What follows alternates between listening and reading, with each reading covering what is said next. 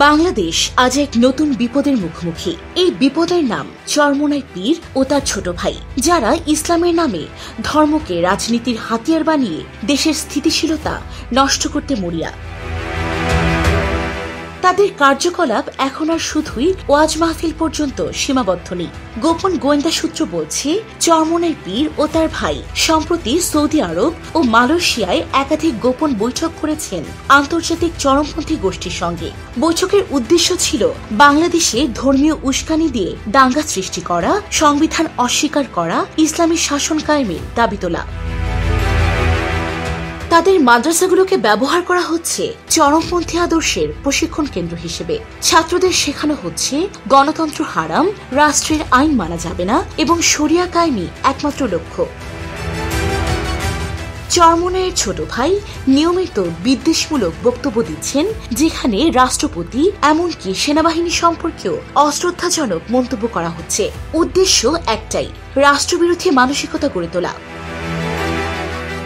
তাদের এই নাশকতামূলক কর্মকাণ্ডে সহায়তা করছে কিছু বিদেশি এনজিও ও ইসলামী দাতব্য প্রতিষ্ঠান, যাদের মাধ্যমে হুন্ডির মাধ্যমে কোটি কোটি টাকা দেশে প্রবেশ করছে। এই অর্থ ব্যয় হচ্ছে হাঙ্গামা, মিছিল, সোশ্যাল মিডিয়া প্রোপাগান্ডা এবং গোপন অস্ত্র সংগ্রহে।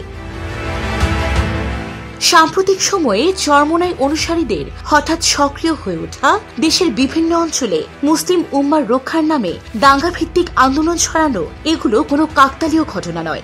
সবই একটি সুপরিকল্পিত রোডম্যাপের অংশ, যার লক্ষ্য দেশের আইন শৃঙ্খলা ব্যবস্থা ভেঙে ফেলা।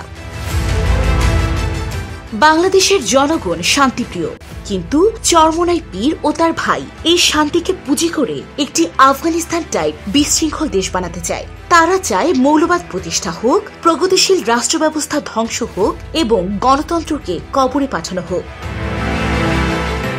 এই ষড়যন্ত্রে শুধু আইন শৃঙ্খলা বাহিনী নয়, আমাদের সবাইকেই রুখে দাঁড়াতে হবে।